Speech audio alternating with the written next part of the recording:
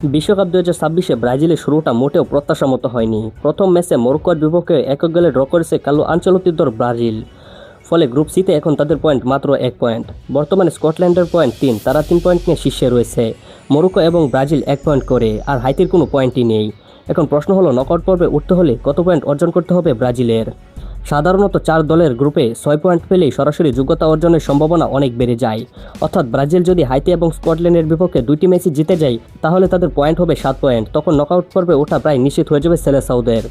তবে 4 কিংবা 5 পয়েন্ট নিয়েও সুযোগ থাকতে পারে, কারণ 2026 বিশ্বকাপে শুধু গ্রুপের প্রথম 2 দলে নয়, অনেক ক্ষেত্রে তৃতীয় স্থানধারী দলগুলিও পরের রাউন্ডে যেতে পারে। এখন আসি সবচেয়ে গুরুত্বপূর্ণ প্রশ্নে, কী পরিস্থিতিতে ব্রাজিল বিশ্বকাপ থেকে বিদায় নিতে পারে। প্রথমত, যদি ব্রাজিল হাইতির বিপক্ষে জিততে না পারে, তাহলে পরিস্থিতি কঠিন হয়ে যাবে। দ্বিতীয়ত, যদি স্কটল্যান্ডের বিপক্ষে শেষ ম্যাচটি হারতে হয়, তাহলে গ্রুপ পর্ব থেকে বিদায় নেওয়ার সংখ্যা তৈরি হতে পারে ব্রাজিলের।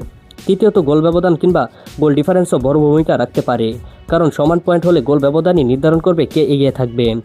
তাই বলা যায় হাইতির বিপক্ষের ম্যাচটি ব্রাজিলের জন্য অত্যন্ত কার্যকর মাস্টারম্যান ম্যাচে পরিণত হয়েছে। এবার আসি নেইমার প্রসঙ্গে।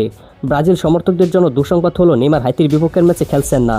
কাপ ইনজুরির কারণে তিনি এখনও পুরোপুরি ফিট নন। ব্রাজিল ফুটবল কনফেডারেশন নিশ্চিত করেছেন যে নেইমার দলের সঙ্গে ফিলাডেলফিয়াও ভ্রমণ করছেন না এবং নিউ জার্সিতেও পুনর্বাস প্রক্রিয়া চালিয়ে যাচ্ছেন। তবে ইতিবাচক খবর আছে, নেইমার আবার অনুশীলনে ফিরেছেন এবং ধীরে ধীরে ম্যাচ ফিটনেস ফিরে পাওয়ার চেষ্টা করছেন। তাই অনেকের ধারণা গ্রুপ পর্বের শেষ ম্যাচে কিংবা নকআউট পর্বে তাকে দেখা যেতে পারে। সব মিলিয়ে ব্রাজিলের সামনে এখন সমীকরণ খুবই সহজ। হাইতিকে হারাতে হবে, স্কটল্যান্ডের বিপক্ষে ভালো ফল অর্জন করতে হবে, গোল ব্যবধানে উন্নত রাখতে হবে, আর নেইমার প্রত্যাবর্তনের অপেক্ষায় থাকবে পুরো ব্রাজিল সমর্থকদের। আপনার মতে নেইমার ছাড়া কি ব্রাজিল বিশ্বকাপ জয়ের দৌড়ে টিকে থাকতে পারবে কিনা কমেন্ট করে আপনার মতামত জানাতে ভুলবেন না, এবং অবশ্যই আমাদের চ্যানেলটিকে সাবস্ক্রাইব করে ভিডিওটি লাইক করে যাবেন। তো আজকের মতো এই পর্যন্ত, সবাই ভালো থাকেন, সুস্থ থাকেন। দেখা হচ্ছে একটি পরবর্তী ভিডিওতে। আল্লাহ হাফিজ।